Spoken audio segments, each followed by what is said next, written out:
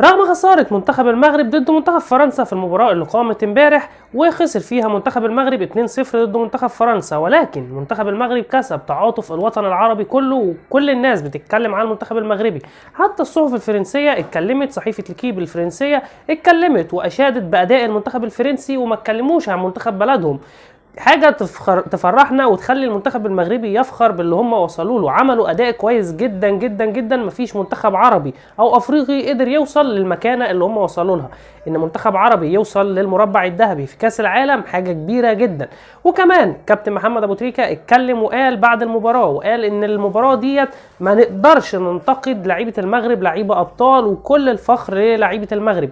وكمان النني لاعب الارسنال واللاعب المصري اشاد باداء المنتخب المغربي وبعت لهم التحيه والتهاني على الاداء والحاجات اللي هم قدروا يعملوها في كاس العالم. حتى ارسن فينجر اللي معاه الجنسيه الفرنسيه ومنتخب بلاده فرنسا طلع واشاد باللعب المنتخب المغربي، وقال ان هم ادوا اداء كويس جدا ضد لعيبه منتخب فرنسا وقدروا يحاصروهم رغم الهدف اللي دخل في شباك منتخب المغرب في اول 5 دقائق. ورغم كده لعبوا مباراه قويه جدا وجات لهم اكتر من فرصه، ولكن كانش معاهم الحظ او ما لهمش نصيب ان هم يجيبوا اهداف في المباراه دي خالص.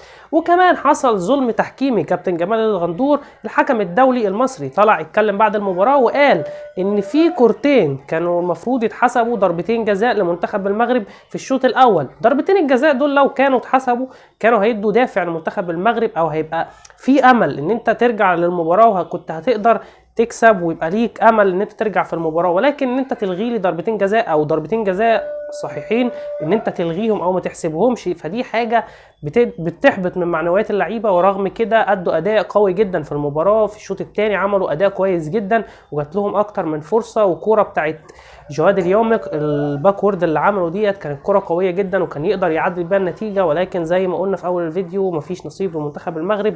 بس يا جماعه وكده يكون خلص فيديو النهارده. لو انت لسه جديد في القناه ما تنساش تدعمنا باللايك، اشترك في القناه وفعل زر الجرس عشان يوصلك كل جديد، وشير الفيديو في كل مكان عشان يوصل اكبر عدد من الناس. ومن غير ما اطول عليكم، سلام.